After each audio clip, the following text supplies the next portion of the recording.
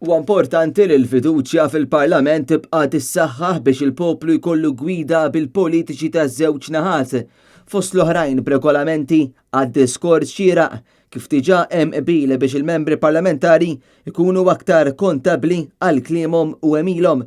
Hekk qal l-Speaker tal-Kamra tar-Rappreżentanti Anġlu Farrugia waqt iċ-ċerimonja uffiċjali biex jitfakkar il-100 sena anniversarju mill-irvellijiet tas-7 Ġunju u fakkar kif diġà appella ħalli nibdew nikkunsidraw jekk il-privileġġ parlamentari għandux jibqa' kif inhu għax f'dan l-istadju il-poplu m'għandux dritt iwieġeb jekk iħossu inġurjat b'dak li jgħid xi membru parlamentari. Minħa l-oħra tenna l-Speaker huwa ta' onur għal pajjiżna li l-Parlament Malti jservi bħala referenza għal diversi parlamenti nazzjonali oħra, partikolarment dawk fil-Commonwealth.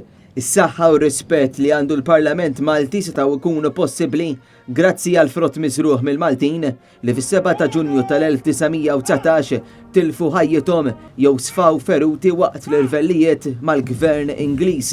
Dakinhar il-Maltin ħassewhom diskriminati u għalhekk ħassew il-ħtieġa li jirribellaw.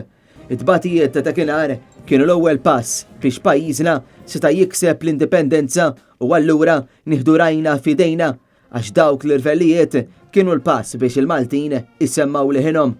Illum tenna Anġlu Farrugia l-sfidi ma joqsux fost l-oħrajn biex naraw li jkollna aktar rappreżentanza femminili fil-post fejn jittieħdu d-deċiżjonijiet dan wara li pajjiżna s'issa naqas milli jara li jkun hemm aktar nisa fil-Parlament Malti. Sadan it-tant l-attività fil-belt bdiet marċ mill-banda tal-Korp tal-Pulizija minn quddiem il-bini tal-Parlament saħdejn il-monument tas-7 Ġunju fi Pjazza San Giorgio u wara d-diskorsi għadd ta' personalitajiet edu kuruni tal-fjuri friġlejn il-monument fosthom il-kap tal-Oppożizzjoni u tal-Partit Nazzjonalista Jidher Endelija kif ukoll il-Viċi Kap tal-Partit Nazzjonalista David Agius.